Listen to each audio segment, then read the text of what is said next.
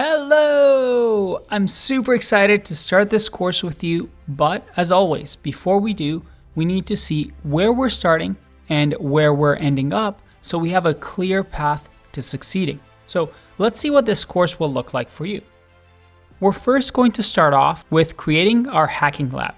Now don't worry, whether you're on Windows, Mac, or Linux, you're going to be able to follow, because what we'll do is use something called a virtual machine to install Kali Linux, which is often used with ethical hacking, onto our machine so that we can simulate and create our hacking environment. Don't worry, all the tools we're going to use is free, and you're going to be able to set up your computer in a way to follow the rest of the course. And you're also going to have a professional setup.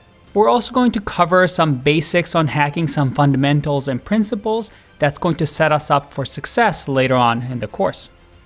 Then we have an optional part. For those that really want to get into programming as well and possibly programming some of our projects later on in the course, we're going to teach you Python from scratch, or if you know Python already, as a refresher, so that you can also learn an extra pair of skill set for some harder projects that we have in the course. Then we get into the fun part. And the first step we're going to dive into after we have our hacking lab and some of our programming skills sharp is reconnaissance. Here is where we learn what we call footprinting, or in other words, information gathering. Once we choose our target, our first task is to gain as much information about the target as possible.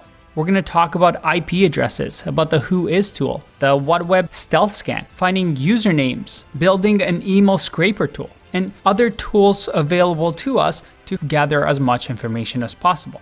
From there, we go into scanning, and this is where things get real. In this section, we gather information on some of the technical information that we can acquire from a target. For example, if they have open ports, if they have a firewall, what software they're running on these ports, and if they have any outdated operating systems. And don't worry, if you don't know what any of this means, we take you from scratch and you're going to learn it all. Here is where we learn about TCP, UDP, using the powerful Nmap tool, different types of scans that we can do, how to work with firewalls, using decoys and packet fragmentation. And we're also going to build a port scanner project in this section. From there, we go into vulnerability analysis. In this section, we use the information that we gathered from the previous sections, and with this information, we try to determine whether there's a known vulnerability that we can take advantage of. We're going to use different sorts of tools to learn about our target system and where their weaknesses are. We're actually going to work on a Windows 7 machine that has a vulnerability and show how we can break into it and how we can use that to our advantage. Then, well, this is the exciting part. This is the big part of the course. This is where we attack and gain access to the target machines. And throughout this session, we'll be covering many different vulnerabilities and different targets. We perform different sorts of attacks on virtual machines and cover a very important tool of an ethical hacker, that is the Metasploit framework. The goal of exploitation is to get on a target machine. So this means we must drop a payload on that target machine so we can use it to navigate through their systems, look through their files, execute anything we want, even delete anything we want without the target knowing anything about it. We'll learn to create our own viruses and Trojans that we can deliver to the target, whether through an email or through a USB. This is a big section, and we're going to dive into the weeds, try out these techniques, and learn how to defend against them. After that, we have what we call the post-exploitation. This, as the name suggests, is what we do after we exploit a target. Since we're on that machine, we can do many things depending on what we want to get out from it. At the end, after we do all the things we wanted by exploiting the target, we want to make sure we cover our tracks by deleting any event logs or deleting any evidence that we were ever on that machine. We're going to learn lots of things here, such as creating persistence on a target machine, and even creating a backdoor in one of our projects. We then get into a very important part that a lot of you might find very, very interesting, and that is website penetration testing. This is a big topic for an ethical hacker, and in this section, we're mainly targeting websites and their bugs and vulnerabilities. These vulnerabilities can be anything from misconfigurations, SQL injections, information disclosures, command ejections, cross-site scripting attacks. And we're also going to code our own and create our own project, a login brute force script, and also a directory discovery tool. Again, in this section, you're going to learn how to use these techniques and therefore defend against them on your own website or a client's website. Then we get into something that you have to know as an ethical hacker. It's the man-in-the-middle attack. This is an attack that is used inside a network, and this allows us to sniff any unencrypted data and see it in plain text. So we could use this technique to see passwords for some websites. And we're going to cover some of the main tools that hackers use when doing a man-in-the-middle attack. We then have a bonus section on Wi-Fi and wireless cracking. This is the section where we want to gain access to a network by cracking its wireless password. And we're going to talk about things like aircrack password cracking and hashcat password cracking, and show you how you might use this and how attackers might use this on your wireless network. Now, we got lots to cover, but I also want to talk about the best part right here. Our online private community of over 300,000 students. We have people chatting here every day, helping each other out to finish the course, doing challenges together, and talking about the latest and greatest in technology. This is an optional resource for you to use so you can have back and forth conversation with other students and myself so you feel like you're part of a real classroom. But you know what? Enough talk. I know you're getting excited. I am too. So let's get started and let's learn ethical hacking. Hey there, this is Andre. You're about to dive into the course. But here's the truth. Most people won't finish this course. Why? It's because doing a course from the comfort of your home is going to take something away that is one of the most critical parts of doing anything challenging and worthwhile. Accountability. It's a lot harder to stop going to elementary school than to stop watching an online course, right? But here's the thing. There is a way to guarantee right now that you will finish the course and you will get through the ZTM courses no matter how hard they get. And trust me, it's going to get hard because we want to teach you really valuable skills. And they are valuable because they're hard to acquire. And this is why you're here. If you don't finish the course, it's a waste of your money. But if you finish the course, we truly believe it will get you the skills that you want. So this is what you're going to do that might put you outside your comfort zone, but it will be extremely effective in increasing your chances of success. Ready for it? You're going to come join our online classroom. In the next lecture, I'll provide a private link only for ZTM students. In there are 3 things I will ask you to do.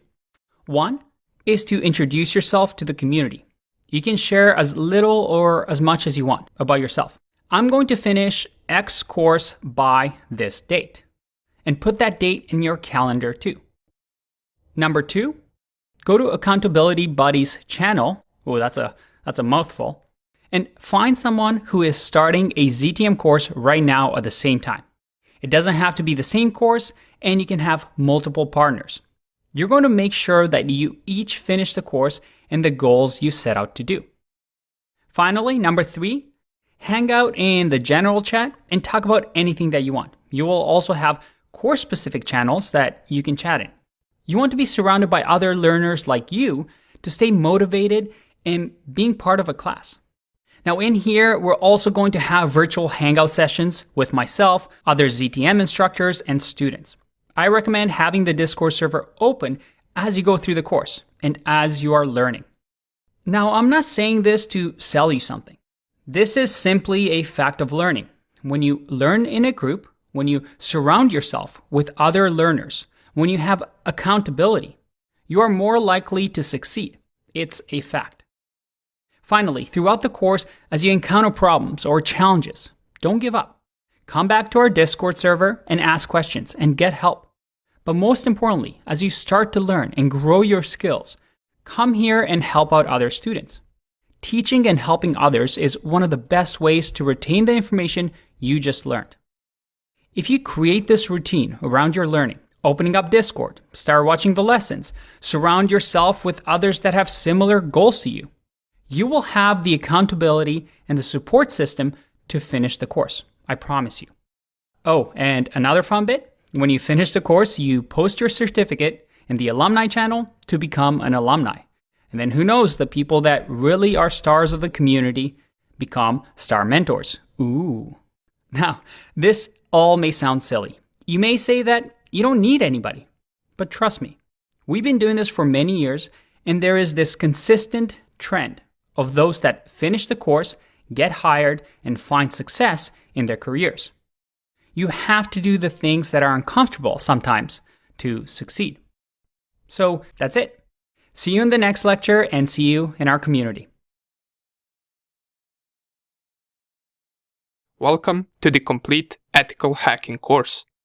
In this course, we will be covering everything you need to know as an ethical hacker, from theory to the practical examples.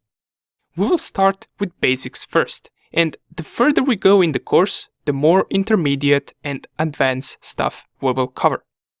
Knowing theory and practicing different attack methods that we will learn will eventually make you a master in ethical hacking. But wait a second. We just started the course and I'm already talking about being a master in ethical hacking. Let's slow down a little bit. What even is ethical hacking? And what does an ethical hacker do? Or you might also wonder, can I get in trouble by doing this? Don't worry. Remember, we are ethical hackers. This means we are hired to hack into a network or a device, or in general, we want to find as many vulnerabilities inside the target system, but not to do bad things. Quite opposite, we want to secure them.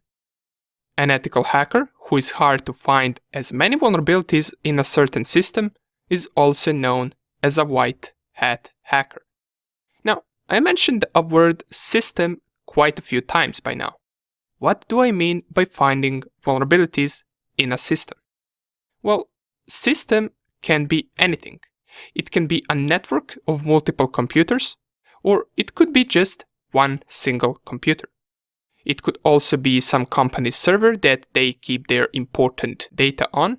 We could also be targeting a web page or a website. A vulnerability, on the other hand, is anything that could allow someone to have an unauthorized access to that system. We are there to discover them and secure them. But why are we doing this? Well, as you know, there are the bad guys, or also known as black hat hackers. Their goal is also to find vulnerabilities in a system, but not to secure them. Instead, they want to perform malicious activity once they gain access to that system. That is the difference between a white hat hacker and a black hat hacker. A white hat hacker is there to find vulnerability, notify the person that hired him, and let him know of a possible unauthorized access. You can think of us as a cyber police. We are there to protect. A black hat hacker, on the other hand, is there to perform malicious activity such as stealing your data. They could also try to steal your online money. They could install a virus or a keylogger on your PC and track everything that you do. They can go as far as doing something like stealing your identity. However, the methods white hat and black hat hackers use can be quite similar. The difference is we as white hat hackers must make sure that we have a permission to target a certain system. An example would go like this. We get hired by a certain company. That company could have a website, different networks with computers inside the building where, for example, employees work. It could also have large servers and databases holding important company data.